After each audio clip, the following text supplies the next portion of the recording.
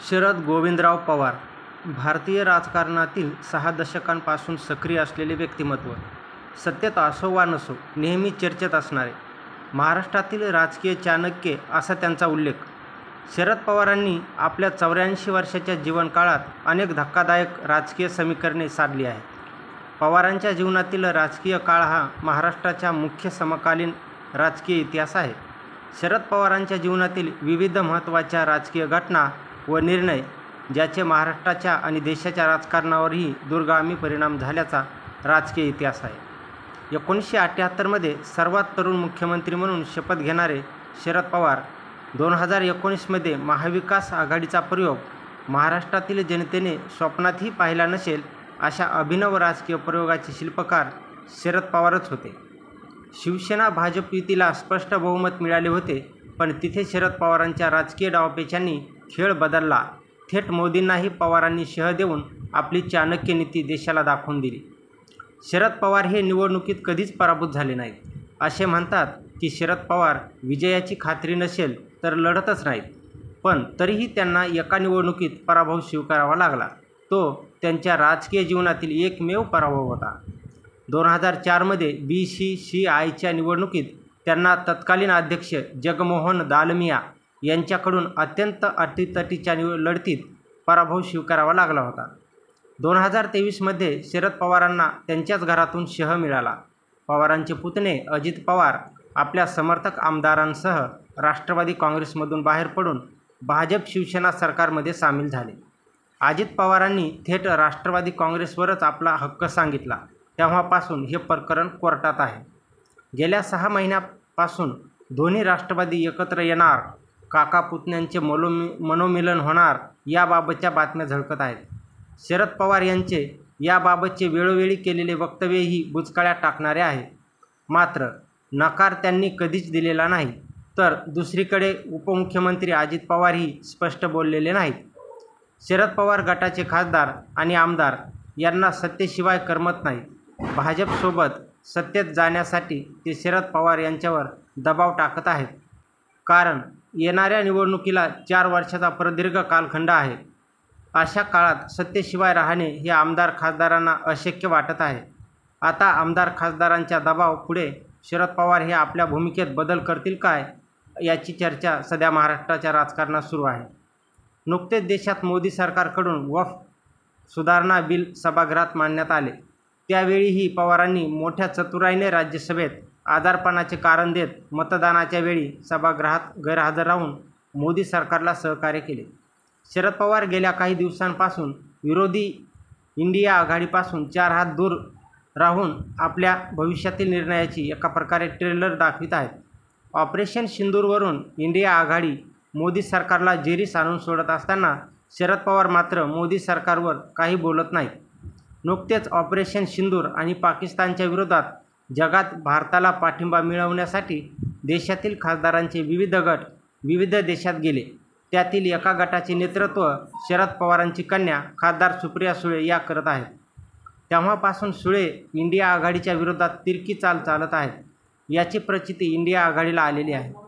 दोन्ही राष्ट्रवादी एकत्र येणार असल्याच्या चर्चेने शरद पवार गटातील आमदार, खासदार, कार्यकर्ते सत्तेची फळे चाखायला मिळतील या आशेने उत्साहित असताना तिकडे मात्र अजित पवार गटातील मंत्री, आमदार, कार्यकर्ते एक प्रकारे टेन्शनमध्ये असल्याची राजकीय चर्चा वर्तुळात होत आहे.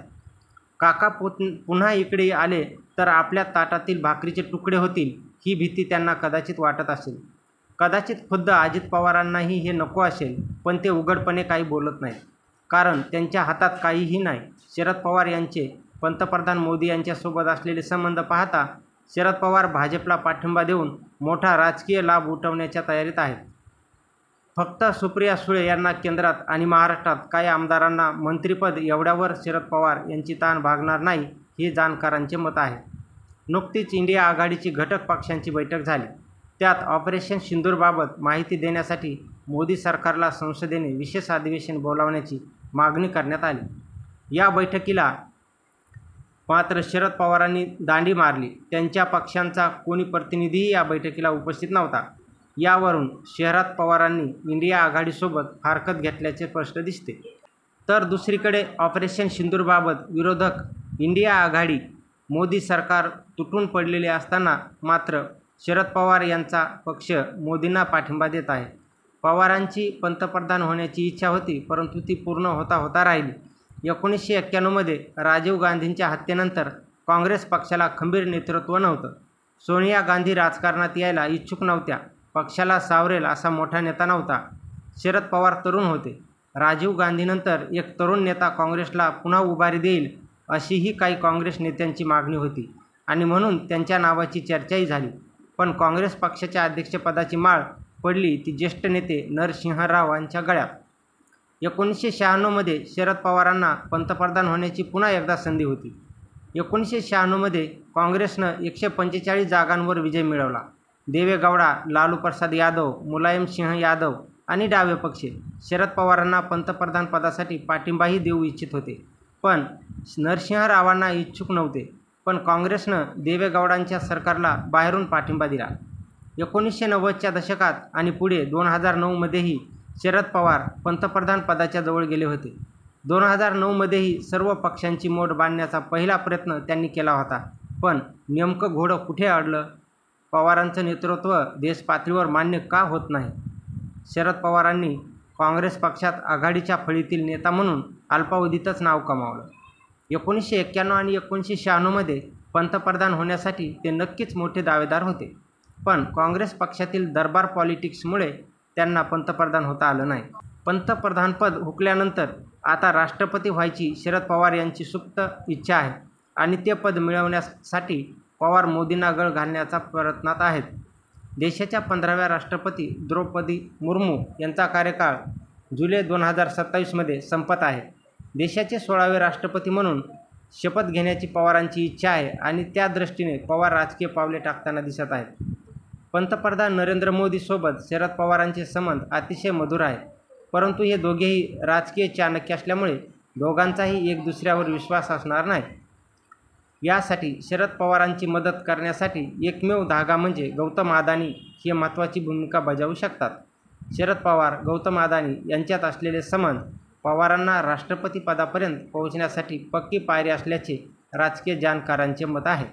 कारण मोदी पंतप्रधान झाल्यानंतर सर्वप्रथम गौतम अदानी यांची पंतप्रधान मोदी यांसोबत भेट घालून देण्यात पवारांची मध्यस्थी होती आणि आज अदानी मोदींचे काय संबंध आहेत हे अवघा देश जाणून आहे.